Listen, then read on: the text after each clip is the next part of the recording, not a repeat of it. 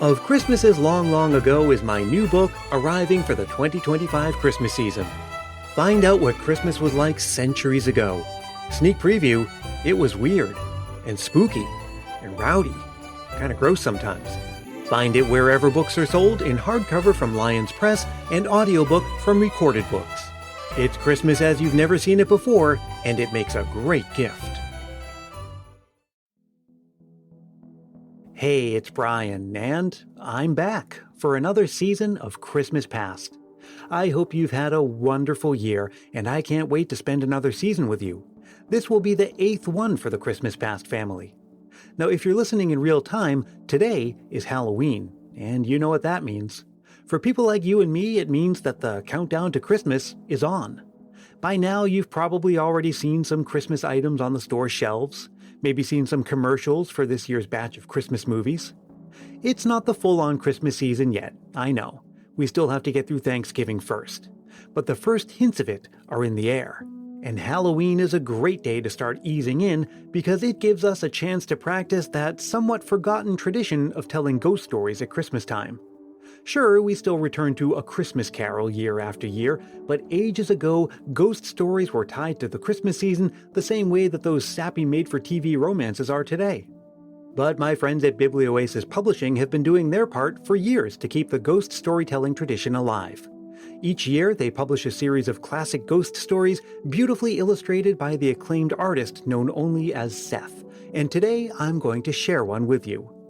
In 1883, Temple Bar magazine published a story by a writer and physician named Arthur Conan Doyle. Nowadays, we refer to him as Sir Arthur Conan Doyle, and we know him best as the creator of that most famous detective, Sherlock Holmes. But this 1883 story isn't about Sherlock. It's about a ship trapped in Arctic ice and the strange things the captain and crew experience. So if you're ready, settle in with me as we visit Captain Nicholas Craigie and crew on their fraught adventures, as I read to you The Captain of the Polestar. September 11th. Latitude 81 degrees, 40 minutes north, longitude 2 degrees east. Still lying to amid enormous ice fields.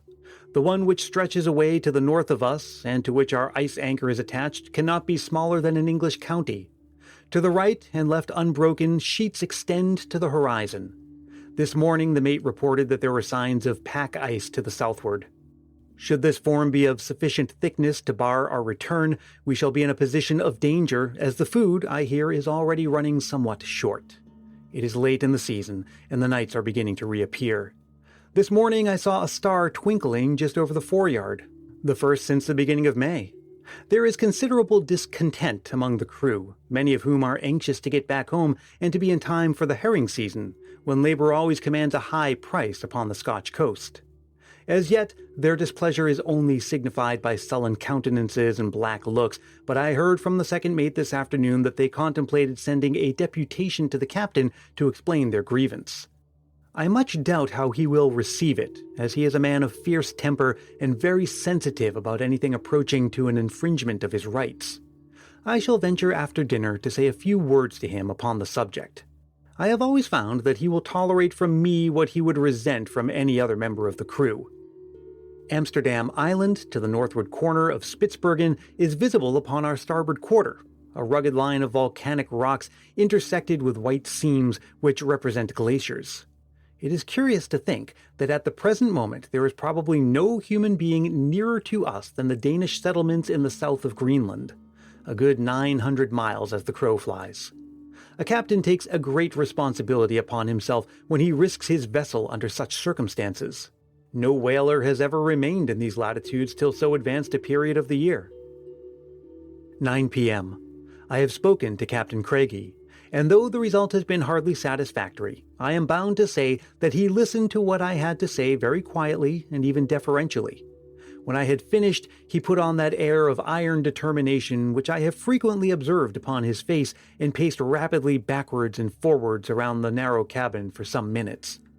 At first, I appeared that I had seriously offended him, but he dispelled the idea by sitting down again and putting his hand upon my arm with a gesture which almost amounted to a caress. There was a depth of tenderness, too, in his wild dark eyes, which surprised me considerably. "Look here, Doctor," he said. "I am sorry I ever took you, I am indeed, and I would give £50 this minute to see you standing safe upon the Dundee quay. It's hit or miss with me this time. There are fish to the north of us. How dare you shake your head, sir, when I tell you I saw them blowing from the masthead?" This in a sudden burst of fury, though I was not conscious of having shown any signs of doubt. 22 fish in as many minutes as I am a living man, and not one under 10 foot. Now, Doctor, do you think I can leave the country when there is only one infernal strip of ice between me and my fortune? If it came on to blow from the north tomorrow, we could fill the ship and be away before the frost could catch us. If it came to blow from the south, well, I suppose the men are paid for risking their lives, and as for myself, it matters but little to me, for I have more to bind me to the other world than to this one. I confess that I am sorry for you, though. I wish I had old Angus Tate, who was with me last voyage, for he was a man that would never be missed, and you said once that you were engaged, did you not?" "Yes," I answered, snapping the spring of the locket which hung from my watch chain and holding up the little vignette of Flora. "Curse you," he yelled, springing out of his seat, with his very beard bristling with passion. "What is your happiness to me? What have I to do with her that you must dangle her photograph before my eyes?" I almost thought that he was about to strike me in the frenzy of his rage, but with another imprecation he dashed open the door of the cabin and rushed out upon deck, leaving me considerably astonished at his extraordinary violence. It is the first time that he had ever shown me anything but courtesy and kindness. I can hear him pacing excitedly up and down overhead as I write these lines. I should like to give a sketch of the character of this man, but it seems presumptuous to attempt such thing upon paper, when the idea in my own mind is at best vague and uncertain. Several times I had thought that I grasped the clue which might explain it, but only to be disappointed by his presenting himself in some new light which would upset all my conclusions. It may be that no human eye but my own shall ever rest upon these lines, yet as a psychological study I shall attempt to leave some record of Captain Nicholas Craigie. A man's outer case generally gives some indication of the soul within. The captain is tall and well-formed, with a dark, handsome face and a curious way of twitching his limbs, which may arise from nervousness or be simply an outcome of his excessive energy. His jaw and whole cast of countenance is manly and resolute, but the eyes are the distinctive feature of his face. They are of the very darkest hazel, bright and eager, with a signature mixture of recklessness in their expression and of something else, which I have sometimes thought was more allied with horror than any other emotion. Generally the former predominated, but on occasions, and more particularly when he was thoughtfully inclined, the look of fear would spread and deepen until it imparted a new character to his whole countenance. It is at these times that he is most subject to tempestuous fits of anger, and he seems to be aware of it, for I have known him to lock himself up so that no one might approach him until his dark hour had passed. He sleeps badly, and I have heard him shouting during the night, but his cabin is some little distance from mine, and I could never distinguish the words which he said. This is one phase of his character, and the most disagreeable one. It is only through my close association with him, thrown together as we are day after day, as I have observed it. Otherwise, he is an agreeable companion, well-read and entertaining, and as gallant a seaman as ever trod a deck. I shall not easily forget the way in which he handled the ship when we were caught by a gale among the loose ice at the beginning of April. I have never seen him so cheerful and even hilarious as he was that night, as he paced backwards and forwards upon the bridge amid the flashing of the lightning and the howling of the wind. He has told me several times that he thought of death as a pleasant one to him, which is a sad thing for a young man to say. He cannot be much more than 30, though his hair and mustache are already slightly grizzled. Some great sorrow must have overtaken him and blighted his whole life. Perhaps I should be the same if I lost my Flora, God knows. I think if it were not for her, I should care very little about whether the wind blew from the north or the south tomorrow. There, I hear him come down the companion, and he has locked himself up in his room, which shows that he is still in an unamiable mood. And so to bed, as old Pepys would say, for the candle is burning down. We have to use them now since the nights are closing in. And the steward has turned in, so there are no hopes for another one. September 12th. Calm, clear day and still lying in the same position. What wind there is comes from the southeast, but it is very slight. Captain is in a better humor and apologized to me at breakfast for his rudeness. He still looks somewhat distrait, however, and retains that wild look in his eyes, which in a Highlander would mean that he was fey, at least so our chief engineer remarked to me, and he has some reputation among the Celtic portion of our crew as a seer and expounder of omens. It is strange that superstition should have obtained such mastery over this hard-headed and practical race. I could not have believed to what an extent it is carried had I not observed it for myself.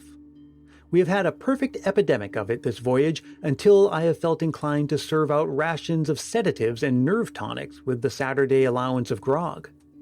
The first symptom of it was that shortly after leaving Shetland, the men at the wheel used to complain that they heard plaintive cries and screams in the wake of the ship, as if something were following it and were unable to overtake it.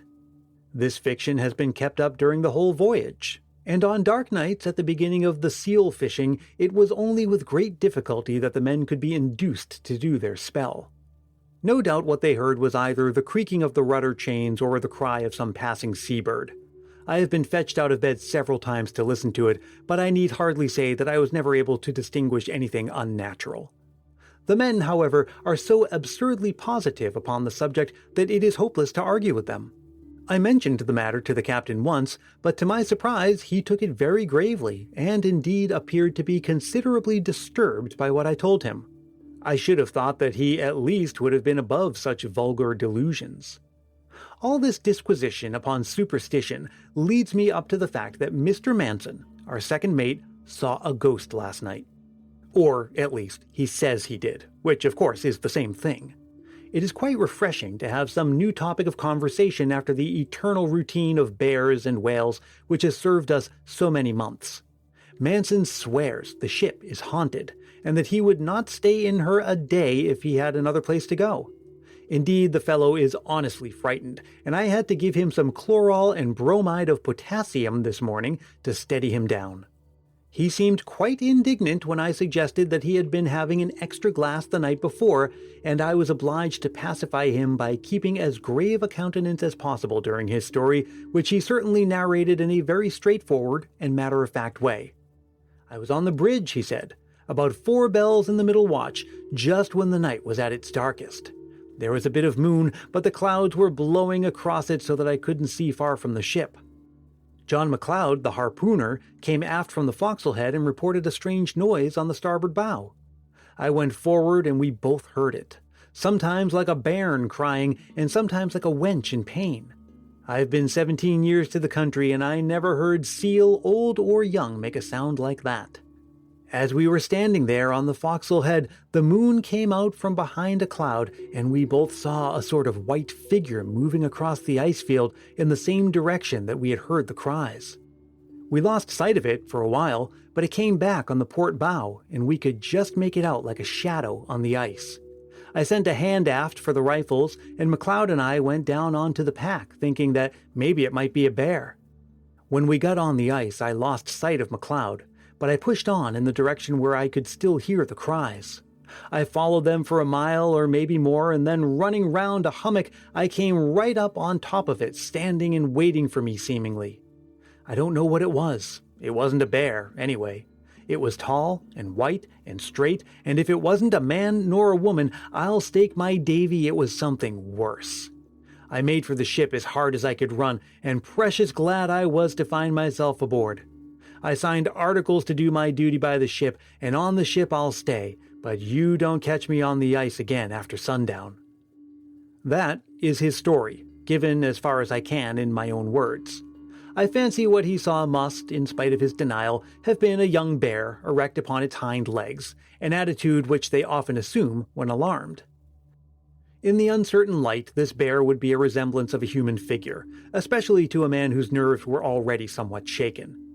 Whatever it may have been, the occurrence is unfortunate, for it has produced a most unpleasant effect upon the crew. Their looks are more sullen than before, and their discontent more open.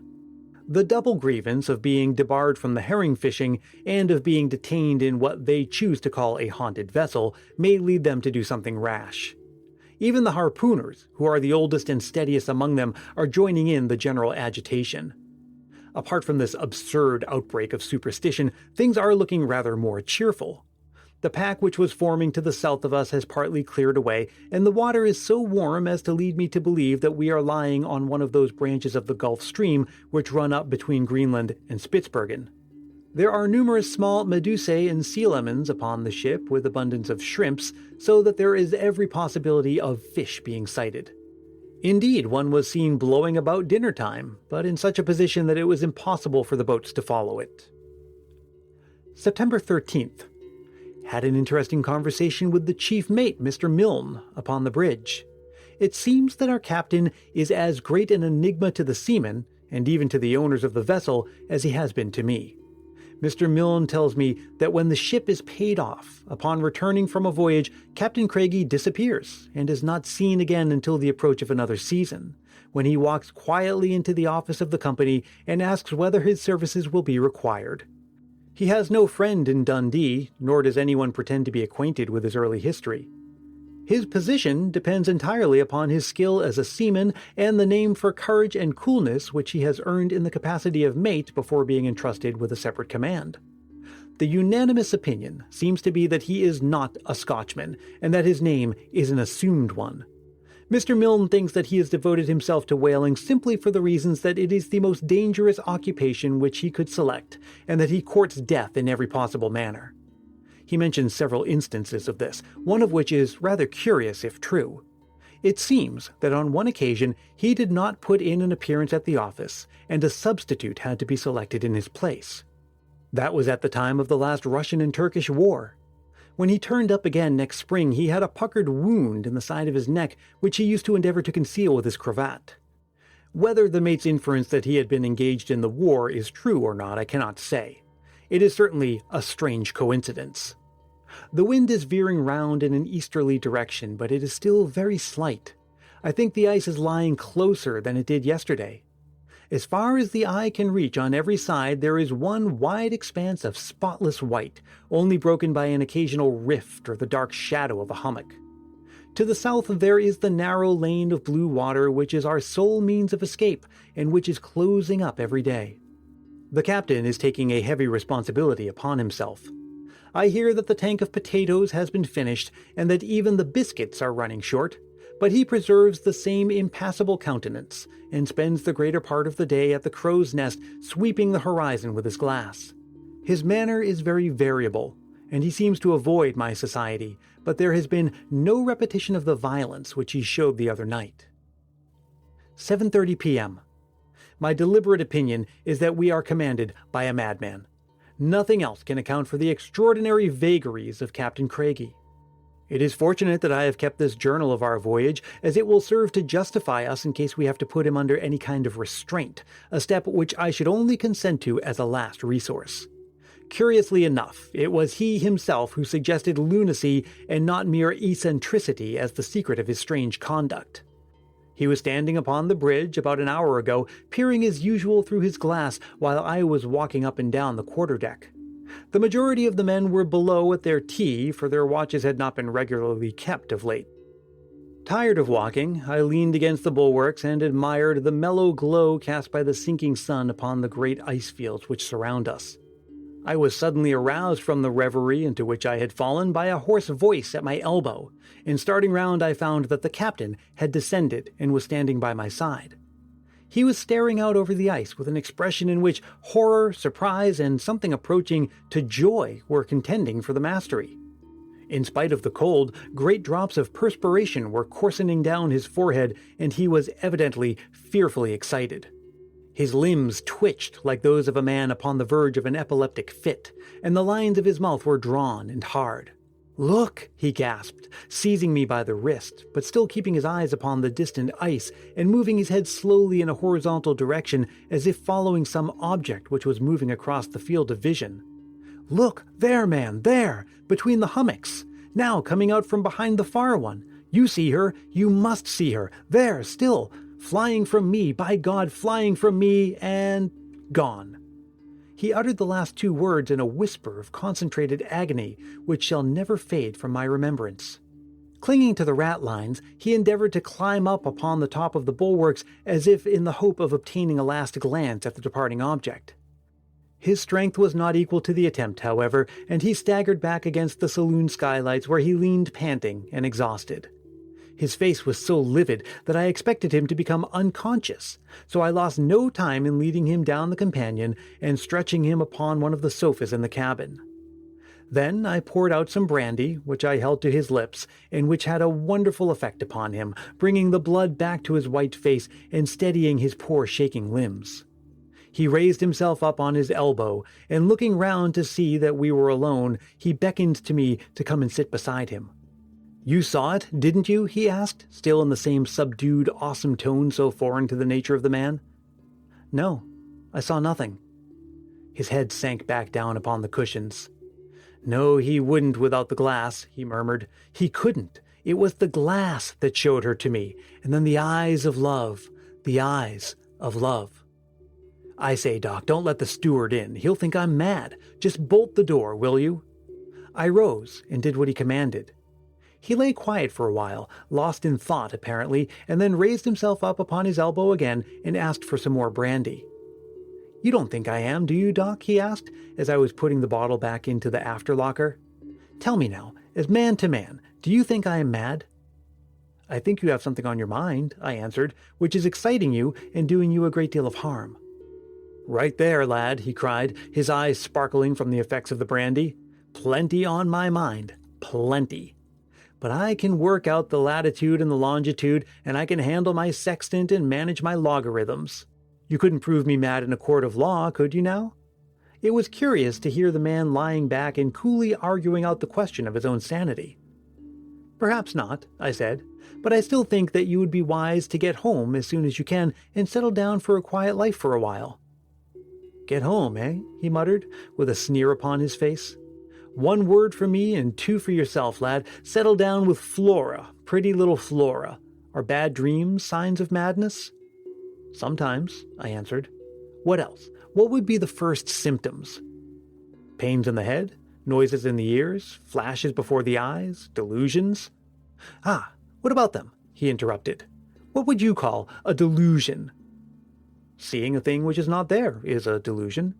"But she was there," he groaned to himself. "She was there." And rising, he unbolted the door and walked with slow and uncertain steps to his own cabin, where I have no doubt that he will remain until tomorrow morning. His system seems to have received a terrible shock, whatever it may have been that he imagined himself to have seen. The man becomes a greater mystery every day, though I fear that the solution which he has himself suggested is the correct one, and that his reason is affected. I do not think that a guilty conscience has anything to do with his behavior. The idea is a popular one among the officers and, I believe, the crew, but I have seen nothing to support it. He has not the air of a guilty man, but of one who has had terrible usage at the hands of fortune, and who should be regarded as a martyr rather than a criminal. The wind is veering round to the south tonight. God help us if it blocks that narrow passage which is our only road to safety. Situated as we are on the edge of the main Arctic pack, or the barrier as it's called by the whalers, any wind from the north has the effect of shredding out the ice around us and allowing our escape, while a wind from the south blows up all the loose ice behind us and hems us in between 2 packs. God help us, I say again. September 14th. Sunday and a day of rest. My fears have been confirmed, and the thin strip of blue water has disappeared from the southward. Nothing but the great motionless ice fields around us with their weird hummocks and fantastic pinnacles. There is a deathly silence over their wide expanse, which is horrible. No lapping of the waves now, no cries of seagulls or straining of sails, but one deep, universal silence in which the murmurs of the seamen and the creak of their boots upon the white shining deck seem discordant and out of place. Our only visitor was an Arctic fox, a rare animal upon the pack, though common enough upon the land. He did not come near the ship, however, but after surveying us from a distance, fled rapidly across the ice. This was curious conduct, as they generally know nothing of man, and being of an inquisitive nature, become so familiar that they are easily captured. Incredible as it may seem, even this little incident produced a bad effect upon the crew. "Yon pure beastie kens mair, aye, and sees mair nor you nor me," was the comment of one of the leading harpooners, and the others nodded their acquiescence. It is vain to attempt to argue against such puerile superstition. They have made up their minds that there is a curse upon the ship, and nothing will ever persuade them to the contrary. The captain remained in seclusion all day, except for about a half an hour in the afternoon, when he came out upon the quarterdeck. I observed that he kept his eye fixed upon the spot where the vision of yesterday had appeared, and was quite prepared for another outburst, but none such came. He did not seem to see me, although I was standing very close behind. Divine service was read, as usual, by the chief engineer. It is a curious thing that in whaling vessels the Church of England prayer book is always employed, although there is never a member of that church among either officers or crew. Our men are all Roman Catholics or Presbyterians, the former predominating. Since a ritual is used which is foreign to both, neither can complain that the other is preferred to them, and they listen with all attention and devotion, so that the system has something to recommend it. A glorious sunset, which made the great fields of ice look like a lake of blood. I have never seen a finer and at the same time more weird effect. Wind is veering round. If it will blow 24 hours from the north, all will yet be well. September 15th. Today is Flora's birthday. Dear lass, it is well that she cannot see her boy, as she used to call me, shut up among the ice fields with a crazy captain and a few weeks' provisions. No doubt she scans the shipping list in the Scotsman every morning to see if we are reported from Shetland. I have to set an example to the men and look cheery and unconcerned, but God knows my heart is very heavy at times. The thermometer is at 19 Fahrenheit today. There is but little wind, and what there is comes from an unfavorable quarter. Captain is in an excellent humor. I think he imagines he has seen some other omen or vision, poor fellow, during the night, for he came into my room early in the morning, and stooping down over my bunk, whispered, "It wasn't a delusion, Doc. It is all right."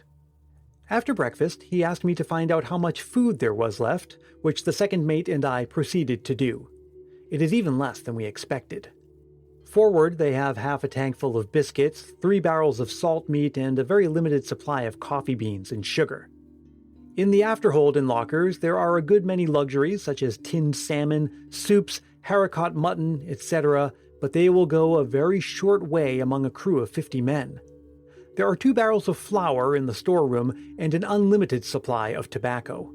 Altogether, there is about enough to keep the men on half rations for 18 to 20 days, certainly not more.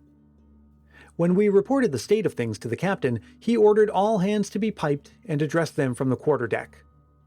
I never saw him to better advantage. With his tall, well-knit figure and dark, animated face, he seemed a man born to command, and he discussed the situation in a cool, sailor-like way, which showed that while appreciating the danger, he had an eye for every loophole of escape.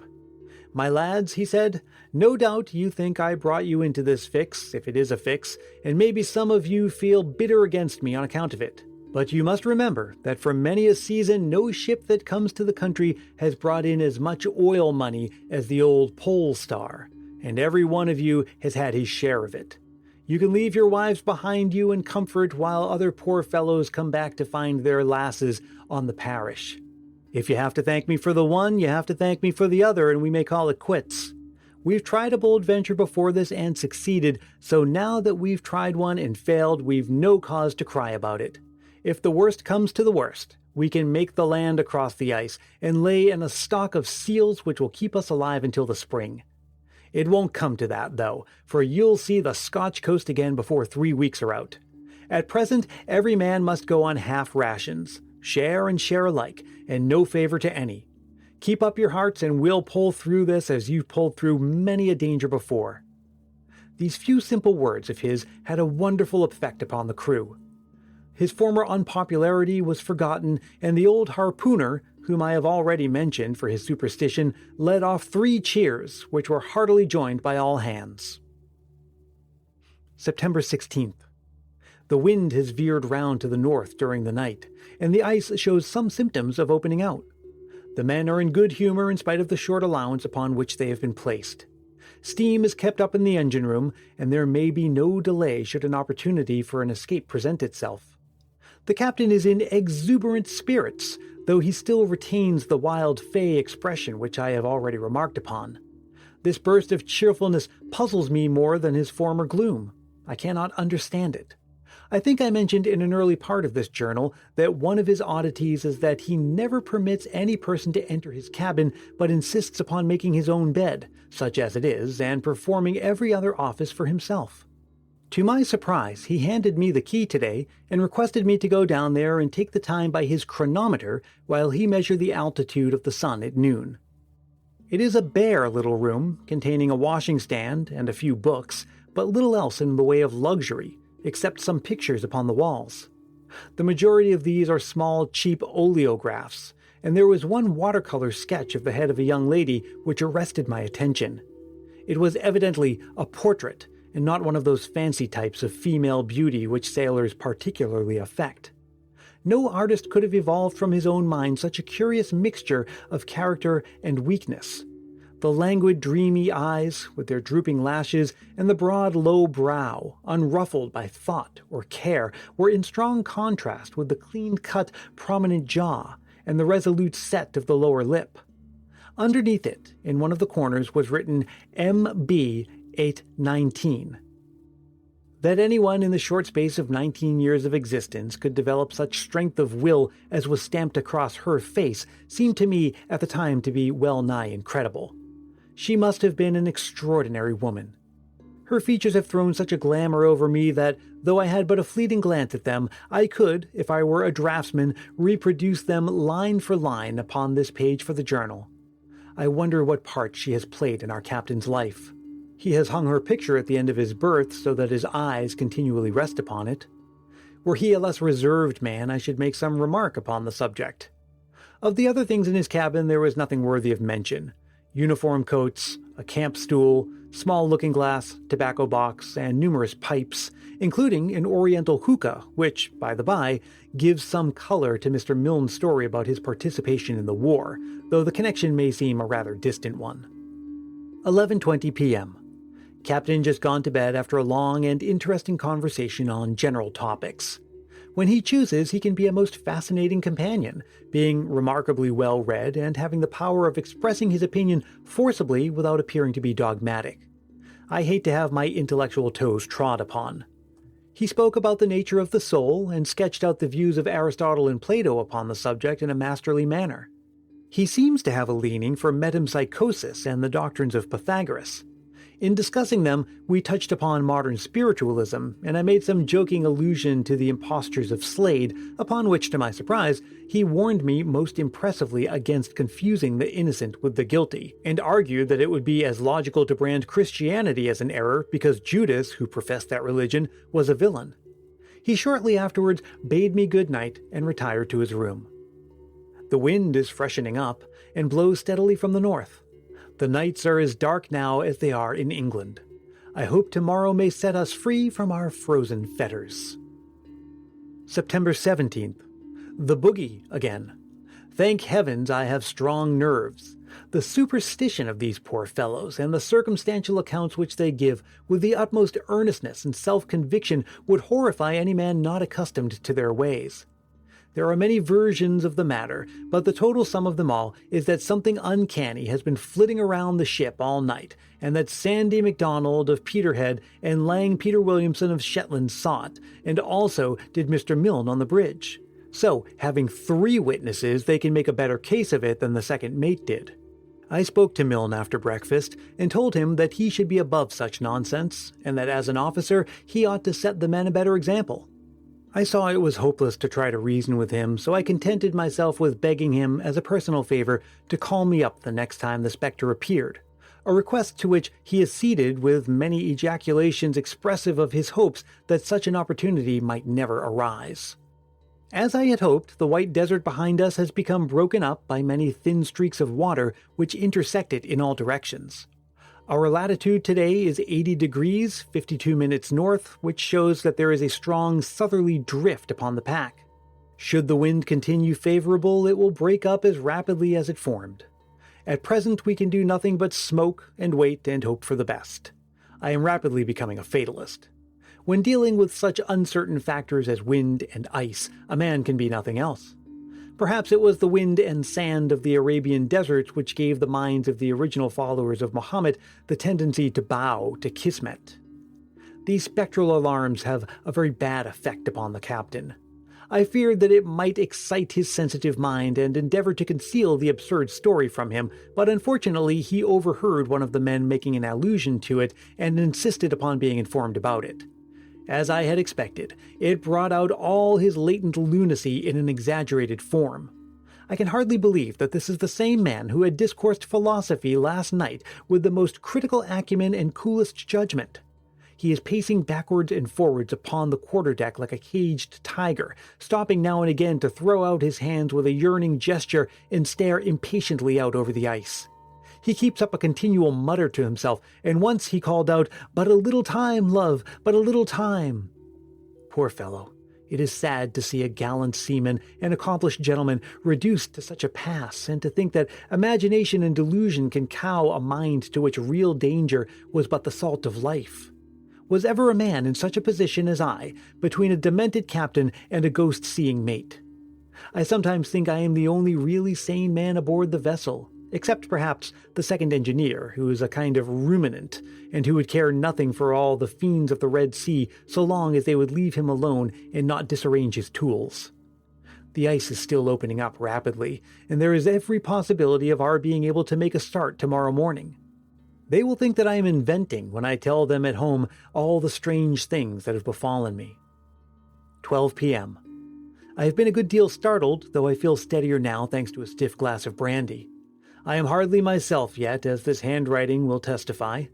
The fact is, I have gone through a very strange experience, and am beginning to doubt whether I am justified in branding everyone on board as madmen because they profess to see things which do not seem reasonable to my understanding.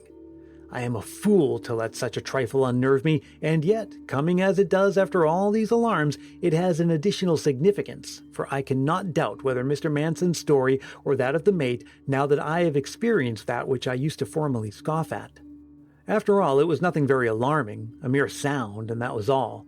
I cannot expect that anyone reading this, if anyone ever should read it, will sympathize with my feelings or realize the effect which it produced upon me at the time. Supper was over, and I had gone on deck to have a quiet pipe before turning in. The night was very dark, so dark that standing under the quarter-boat I was unable to see the officer upon the bridge. I think I have already mentioned the extraordinary silence which prevails in the frozen seas. In other parts of the world, be they ever so barren, there is some slight vibration in the air, some faint hum, be it from the distant haunts of men, or from the leaves of the trees, or the wings of the birds, or even the faint rustle of grass that covers the ground. One may not actively perceive the sound, yet if it were withdrawn it would be missed. It is only here, in these Arctic seas, that stark, unfathomable stillness obtrudes itself upon you in all its gruesome reality. You find your tympanum straining to catch some little murmur, and dwelling eagerly upon every accidental sound within the vessel. In this state, I was leaning against the bulwarks, when there arose from the ice, almost directly underneath me, a cry, sharp and shrill upon the silent air of the night, beginning, as it seemed to me, at a note such a prima donna never reached, and mounting from that even higher and higher until it culminated in a long wail of agony, which might have been the last cry of a lost soul. The ghastly scream is still ringing in my ears. Grief, unutterable grief, seemed to be expressed in it, and a great longing, and yet through it all there was an occasional wild note of exultation. It shrilled from close behind me, and yet, as I glared into the darkness, I could discern nothing. I waited for some little time, but without hearing any repetition of the sound, so I came below, more shaken than I have ever been in my life before. As I came down the companion, I met Mr. Milne coming up to relieve the watch. "Well, doctor," he said, "maybe that's old wives' clavers, tay? Did you no hear the skirlin'? Maybe that's a superstition. What do you think, Antonu?" I was obliged to apologize to the honest fellow, and acknowledge that I was as puzzled by it as he was. Perhaps tomorrow things might look different. At present I dare hardly write all that I think. Reading it again in days to come, when I have shaken off all of these associations, I should despise myself for having been so weak.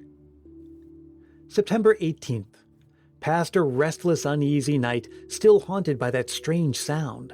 The captain does not look as if he has had much repose either, for his face is haggard and his eyes bloodshot. I have not told him of my adventure last night, nor shall I. He is already restless and excited, standing up, sitting down, and apparently utterly unable to keep still. A fine lead appeared in the pack this morning, as I had expected, and we were able to cast off our ice anchor and steam about 12 miles in a southwesterly direction. We were then brought to a halt by a great floe as massive as any which we have left behind us.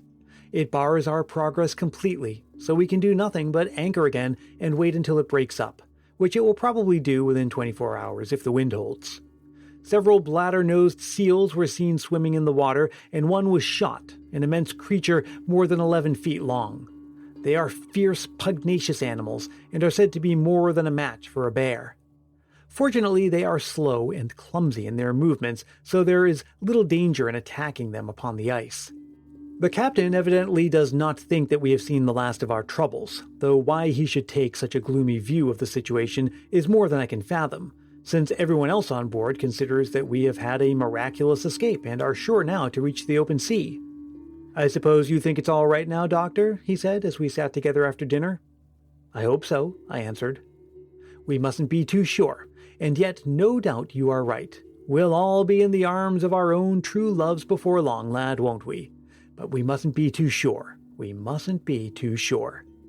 He sat silent a little, swinging his legs thoughtfully backwards and forwards. "Look here," he continued. "It's a dangerous place, this, even at its best, a treacherous, dangerous place. I have known men cut off very suddenly in a land like this. A slip would do it sometimes, a single slip, and down you go, through a crack and only a bubble on the green water to show where it was that you sank. It's a queer thing," he continued with a nervous laugh, "but all the years I've been in this country, I never once thought of making a will. Not that I have anything to leave in particular, but still, when a man is exposed to danger, he should have everything arranged and ready. Don't you think so?" "Certainly," I answered, wondering what on earth he was driving at. "He feels better for knowing it's all settled," he went on.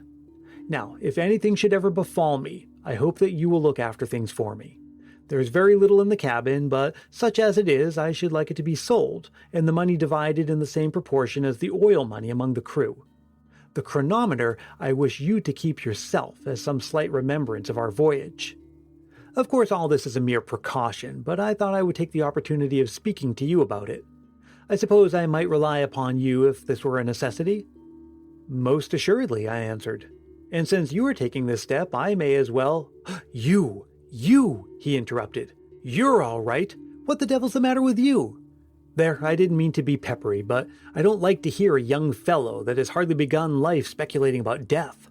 Go up on deck and get some fresh air into your lungs instead of talking nonsense in the cabin and encouraging me to do the same. The more I think of this conversation of ours, the less do I like it. Why should a man be settling his affairs at the very time when we seem to be emerging from all danger? There must be some method in his madness. Can it be that he contemplates suicide? I remember that upon one occasion he spoke in a deeply reverent manner of the heinousness of the act of self-destruction. I shall keep my eye upon him, however, and though I cannot obtrude upon the privacy of his cabin, I shall at least make a point of remaining on deck as long as he stays up. Mr. Milne pooh-poohs my fears and says it's only the little skipper's way. He himself takes a very rosy view of the situation. According to him, we shall be out of the ice by the day after tomorrow, past John Mayen 2 days after that, and sight Shetland in little more than a week. I hope he may not be too sanguine.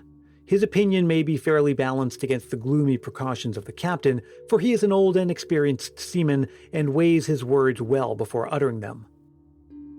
The long impending catastrophe has come at last. I hardly know what to write about it. The captain is gone. He may come back to us again alive, but I fear me. It is now 7 o'clock of the morning of the 19th of September. I've spent the whole night traversing the great ice floe in front of us with a party of seamen in the hope of coming upon some trace of him, but in vain. I shall try to give some account of the circumstances which attended upon his disappearance. Should anyone ever chance to read the words which I put down, I trust they will remember that I do not write from conjecture or from hearsay, but that I, a sane and educated man, am describing accurately what actually occurred before my very eyes. My inferences are my own, but I shall be answerable for the facts. The captain remained in excellent spirits after the conversation which I have recorded. He appeared to be nervous and impatient, however, frequently changing his position and moving his limbs in an aimless, choreic way, which is characteristic of him at times. In a quarter of an hour he went upon deck 7 times, only to descend after a few hurried paces. I followed him each time, for there was something about his face which confirmed my resolution of not letting him out of my sight. He seemed to observe the effect which his movements had produced, for he endeavored, by an overdone hilarity, laughing boisterously at the very smallest of jokes to quiet my apprehensions. After supper he went on to the poop once more, and I with him. The night was dark and very still, save for the melancholy soughing of the wind among the spars. A thick cloud was coming up from the northwest, and the ragged tentacles which it threw out in front of it were drifting across the face of the moon, which only shone now and again through a rift in the rack. The captain paced rapidly backwards and forwards, and then seeing me still dogging him, came across and hinted that he thought that I should better be below, which I need hardly say had the effect of strengthening my resolution to remain on deck.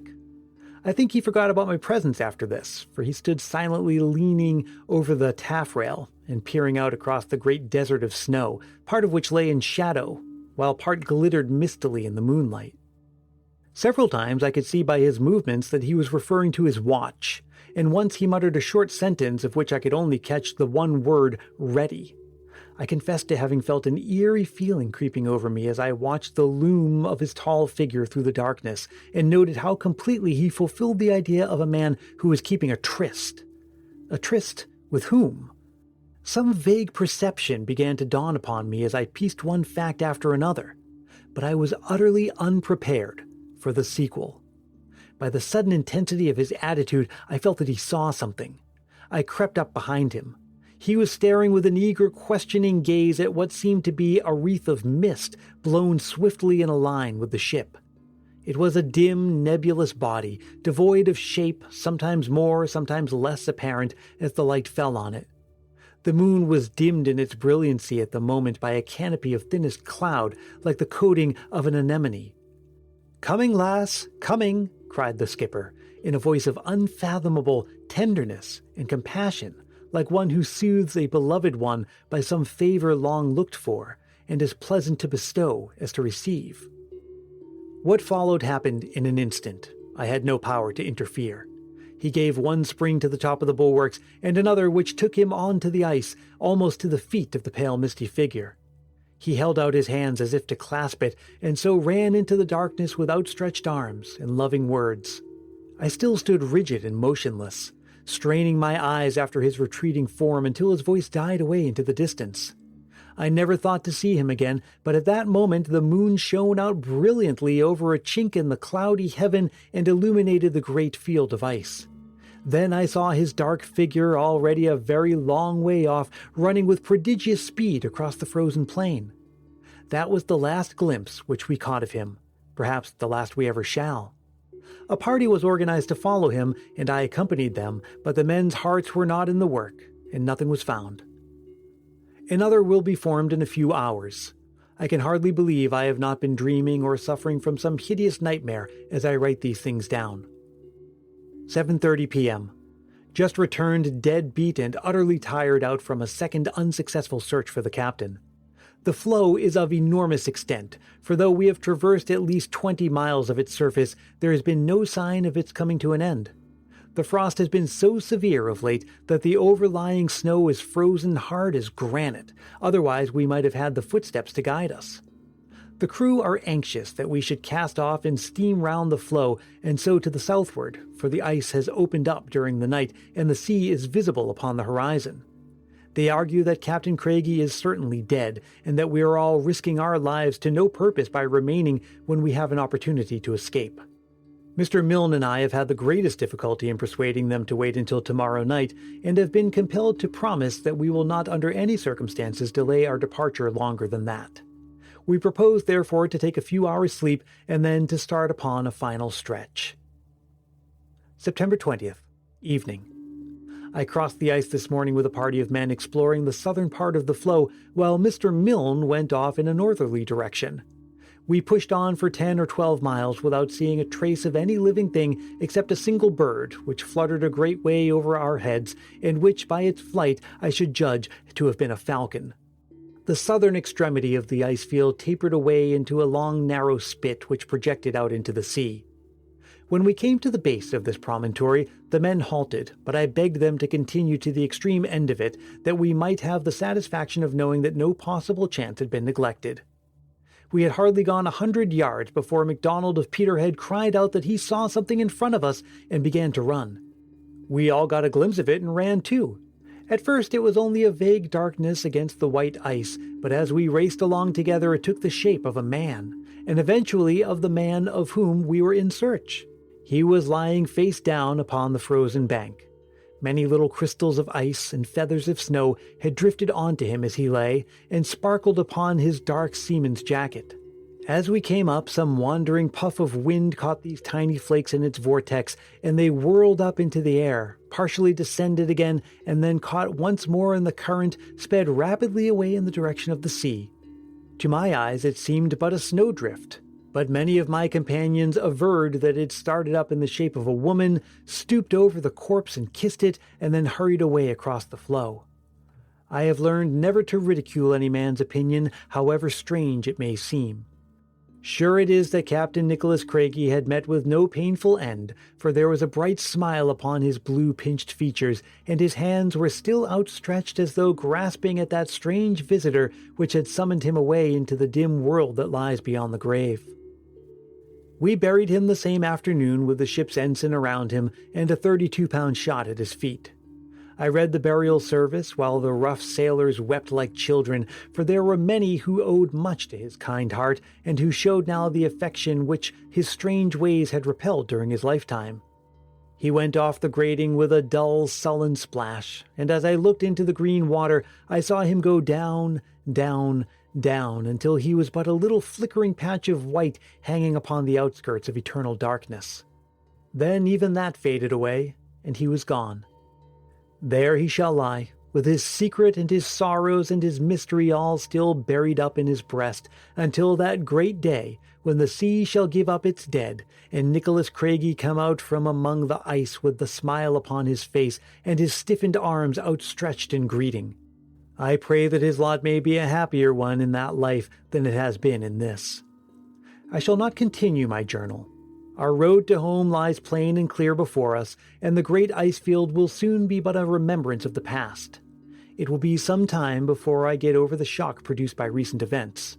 When I began this record of our voyage, I little thought of how I should be compelled to finish it. I am writing these final words in the lonely cabin, still staring at times and fancying I hear the quick nervous step of the dead man upon the deck above me. I entered his cabin tonight, as was my duty, to make a list of his effects in order that they might be entered in the official log. All was as it had been upon my previous visit, save that the picture, which I had described as having hung at the end of his bed, had been cut out of its frame, as with a knife, and was gone. With this last link in a strange chain of evidence, I close my diary of the voyage of the Polestar. Note by Dr. John McAllister Ray, Sr. I have read over the strange events connected with the death of the captain of the Polestar as narrated in the journal of my son. That everything occurred exactly as he describes it. I have the fullest confidence and indeed the most positive certainty, for I know him to be a strong-nerved and unimaginative man with the strictest regard for veracity. Still, the story is, on the face of it, so vague and so improbable that I was long opposed to its publication. Within the last few days, however, I have had independent testimony upon the subject which throws a new light upon it. I had run down to Edinburgh to attend a meeting of the British Medical Association when I chanced to come across a Dr. P., an old college chum of mine now practicing at Saltish in Devonshire. Upon my telling him of this experience of my son's, he declared to me that he was familiar with the man, and proceeded, to my no small surprise, to give me a description of him which tallied remarkably well with that given in the journal, except that he depicted him as a younger man. According to his account, he had been engaged to a young lady of singular beauty residing upon the Cornish coast. During his absence at sea, his betrothed had died under circumstances of peculiar horror. Well, thank you so much for listening. I hope you enjoyed that. If you want to know more about Biblioasis and its series of Christmas ghost stories, just go to biblioasis.com. I put a link in the show notes. I love how sharing these stories with you has become a tradition on the show these last few seasons. Be on the lookout for a handful more of these pre-season episodes as we gear up for the official 2023 season of Christmas Past. Stay subscribed so you won't miss anything. And of course, be sure to join me on Thanksgiving Day for the big kickoff of another series of the fascinating stories behind our favorite holidays traditions. I can't wait to share what I've been cooking up, and as always, I want you to be part of it. Now would be a perfect time to send a Christmas memory to appear in an episode later this season. All you have to do is record yourself speaking into your phone's voice memo app and send it to christmaspastpodcast@gmail.com. Keep it reasonably short, clean and family friendly, and be sure to say your name and where you're from. So thanks again for joining me, happy Halloween, and I'll see you again soon. For now, let me remind you that Christmas Past is produced in wonderful Willow Glen, California by yours truly, Brian Earl. Drop me a line anytime at christmaspastpodcast@gmail.com and connect with me on Facebook, Twitter, and Instagram. Let me also invite you to join our private Christmas Past Facebook group if you haven't yet. And hey, if you're really feeling the Christmas spirit, why not help more people discover this show? It's as simple as telling a friend about it or leaving a review on Apple Podcasts. If you do leave a review, I'll send you a Christmas Past sticker and a handwritten Christmas card as my way of saying thanks any time of year. Reach out for details. And until we meet again, may your days be merry and bright.